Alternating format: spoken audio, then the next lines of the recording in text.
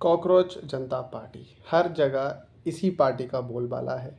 ये पार्टी तो बीजेपी की पार्टी से भी बहुत आगे निकल गई नंबर ऑफ़ फॉलोअर्स में, ठीक है।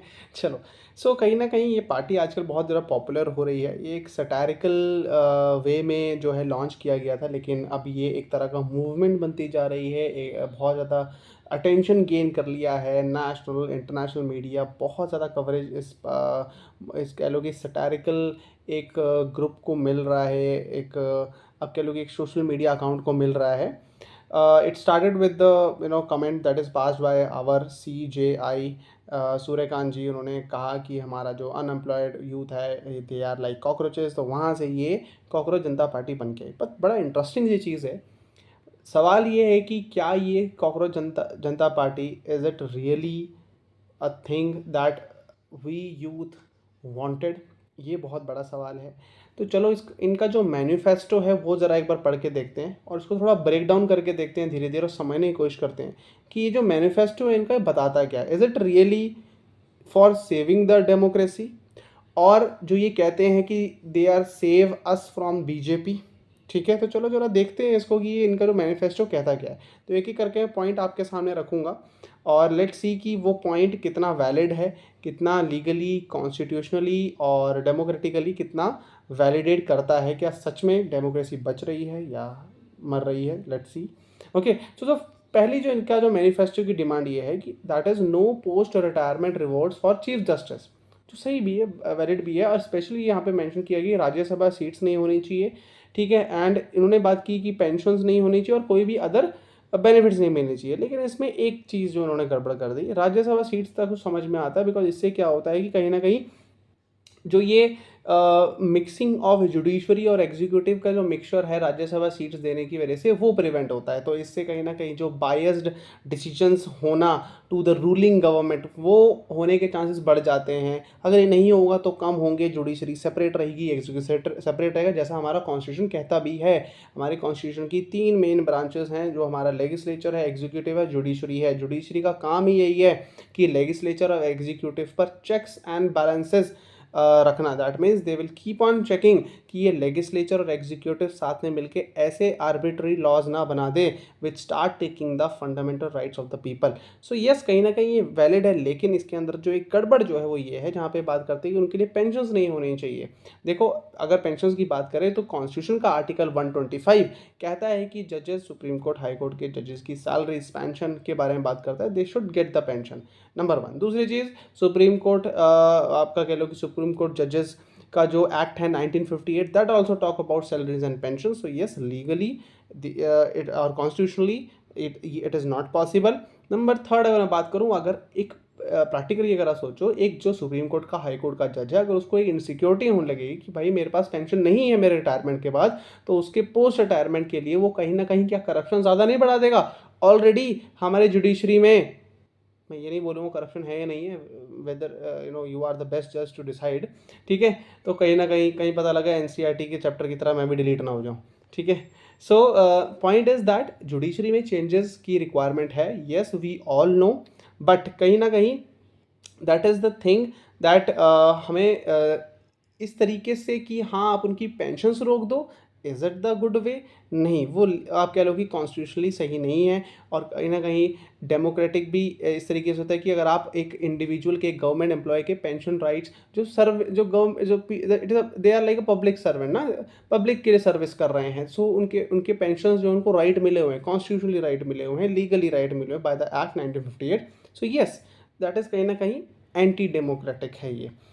ओके, सो नेक्स्ट जो इनकी डिमांड है वो ये है, मैनिफेस्टो जो इनका सेकंड करता है, number 2 point, that accountability for deleted votes via UAP है। That means unlawful activity prevention act. ये बहुत डेंजरस एक्ट है, ये सीधा इस द टेररिस्ट एक्टिविटीज़ के लिए लग जाता है।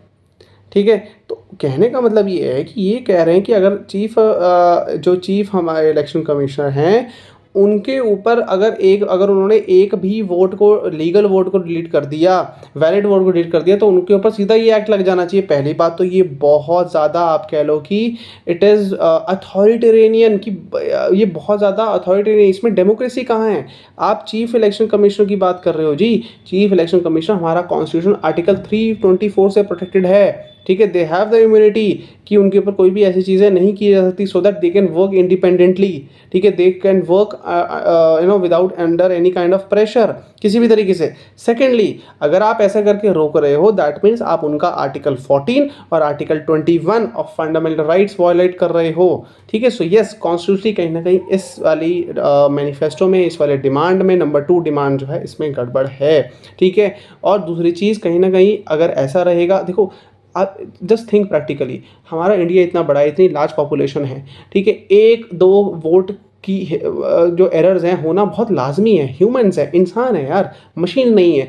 तो वो इतनी बड़ी पॉपुलेशन की काउंटिंग करना, इलेक्टोरल रोल को मेंटेन करके रखना, it is very practical thing कि गलतियां होंगी, लेकिन उसके लिए सीधा ही टेररिस्ट वाला एक्ट लगा देना, I think it is not a democratic, it is more of authoritarian, ठीक है। टोटल बिल्कुल समझ के बात करेंगे, कॉन्स्टिट्यूशन मतलब थोड़ा कॉन्स्टिट्यूशनली बात करेंगे कि किस तरीके से क्या सच में ये बातें वैलिड हैं, और इट इज़ जस्ट कि जो हमारा यूथ है जो इतना शायद नहीं कुछ चीज़ों को समझता है, एंड दे आर बस driven with the force of getting something कि it is kind of movement कि जिससे हम बहुत आज़ाद हो जाएंगे, जिससे हमें हमें कुछ मिल जाएगा। तो ये ना सोचते हुए कहीं ना कहीं हम इसको और प्रैक्टिकली सोच सकते हैं, solution can be more practical. Yes, let's see इनका जो थर्ड मैनिफेस्टो की जो डिमांड है, that is 50% reservation for women. Yes, it's make sense यार, चलो ठीक है, अभी 30% किया, इन द फ्यूचर जब ये 30% से जब ये होने लग पड़ेगा, तो we can also do that 50%, fine, it is democratic, legally, constitutionally सब चीज़ें कहीं ना कहीं होल्ड करता है, इट्स फाइन, इसमें कोई इतनी बहुत बड़ी गड़बड़ नहीं है। लेकिन नंबर 4 की बात करते हैं, they talk about cancel corporate media license. मतलब कहने का मतलब ये है कि उनका कि जितने भी ये मीडिया हाउसेज हैं, they are purchase by the corporates, by the private companies, इनको कैंसिल किया जाए। देखो सबसे पहली बात तो इससे हो क्या रहा है, अगर आप ऐसा कर रहे हो, दैट मीन्स अगेन आप कॉन्स्टिट्यूशन का article 19A which talks about free speech, article 19G to propagate, to adopt any kind of profession, उसको वॉयलेट कर रहे हो। यानी कि आप एक मीडिया हाउस को जो जर्नलिज्म है वो करने से रोक रहे हो। This is not the solution, that means ये प्रैक्टिकल नहीं है, कॉन्स्टिट्यूशनली रॉन्ग है ना। आप टोटल कॉर्पोरेट बैन लगा दोगे, that means again you are taking it to the intent. Ultimately इससे इंटेंट ये आ रहा है कि ठीक है, आप मोनोपोलिस्टिक चीज़ों को ख़त्म करना चाह रहे हो, मोनोपोलीज को ख़त्म करना चाह रहे हो, लेकिन कहीं ना कहीं ये आप कह लो कि एक तरह की डिक्टेटरशिप टाइप हो गई कि आप कंट्रोल करना चाहते हो, पूरा स्टेट कंट्रोल में लेके आना चाहते हो मीडिया को, प्राइवेट कंट्रोल्स में ना रहे, ठीक है। तो अगेन ये भी कहीं ना कहीं कॉन्स्टिट्यूशनली इतना साउंड अच्छा नहीं कर रहा है, ठीक है। देन बात करें जो डिमांड नंबर 5 है, वही कहता है कि 20 year ban on political defection. देखो डिफेक्शन अभी लेटेस्ट राघव चड्ढा इतने पॉपुलर रहे डिफेक्शन, उन्होंने बड़ा पोलाइटली रह के अपने और 7 MPs के साथ मिलकर कर लिया ताकि एंटी डिफेक्शन लॉ के अंडर वो सेफ रहे। बिल्कुल सही बात है, तो कहीं ना कहीं ठीक है, ये होना भी चाहिए। It's is kind of thing which can be made bit stricter, थोड़ी सी और स्ट्रिक्ट हो सकती है, लेकिन इसे होगा कि आप ये खुद समझो। अगर आप ये कह रहे हो कि सीधा अगर कोई डिफेक्शन करना भी चाहे, सीधा 20 साल का बैन लगा लो। मान लो कि किसी पॉलिटिकल पार्टी का पॉलिटिकल लीडर ही करप्ट निकला, वो इतना ज़्यादा करप्ट है, इतना ज़्यादा भ्रष्ट है कि वो उसके साथ के जो पॉलिटिकल जो वर्कर्स हैं, जो बाकी जो मेंबर्स हैं, वो तो फंस गए ना उसके साथ। वो डिफेक्ट करके किसी अच्छी पार्टी में अगर जाना भी चाहें, उस करप्ट पॉलिटिकल लीडर को छोड़ना भी चाहे, वो तो नहीं जा सकते ना। वो तो उनके लिए बस एक तरह की ऐसे हो गई कि वोटिंग मशीन हो गई कि ये तो अब आ गए हमारी पार्टी में, अब तो ये फंस गए। अगर निकलेंगे डिफेक्शन करेंगे तो 20 साल की हो जाएगी। आप 1 या 2 मुद्दे को लेकर इतना स्ट्रिक्ट नहीं दे सकते। So again it is not sounding democratic. आप लोगों को पावर दो, लोगों को सोचने दो, let the people decide, because democracy क्या है, democracy all about voting, giving power to the people. जहाँ पे पीपल डिसाइड करते हैं, यहाँ तो आप डिसाइड कर रहे हो कि हाँ ठीक है, हमने कह दिया कि डिफेक्ट करेगा तो 20 साल के लिए वो बैन हो जाएगा। It is again a very kind of authoritarian, एक डिक्टेटरशिप की तरह साउंड कर रहा है। इट इज़ नॉट डेमोक्रेटिक, ठीक है। So yes, these were the 5 things and ultimately देखो कंक्लूजन मैं बताता हूँ इसका। ओवरऑल चीज़ें ये इनकी मैनिफेस्टो की डिमांड्स हैं। यस, कुछ चीज़ें इनकी वैलिड हैं, but are they really on ground practically possible?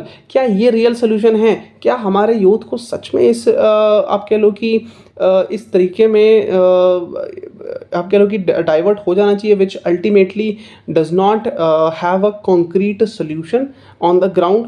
कि ये बस बोलने में और सुनने में बहुत अच्छा लगता है, लेकिन जब ऑन ग्राउंड आप बात करते हैं इट इज़ कहीं ना कहीं ये एंटी डेमोक्रेटिक है, अथॉरिटेरियन है, ठीक है, डिक्टेटरशिप की साउंड करता है कहीं ना कहीं। तो ऑब्वियसली देखो, बात तो देखो, गलतियां हैं, कमियां हैं कहीं ना कहीं, लाइक आप कह लो कि जुडिशरी में कहीं ना कहीं we need changes. Then yes, electoral कहीं ना कहीं चीज़ें गड़बड़ होती हैं, देयर आर सर्टेन कॉम्प्रोमाइजेस होती हैं।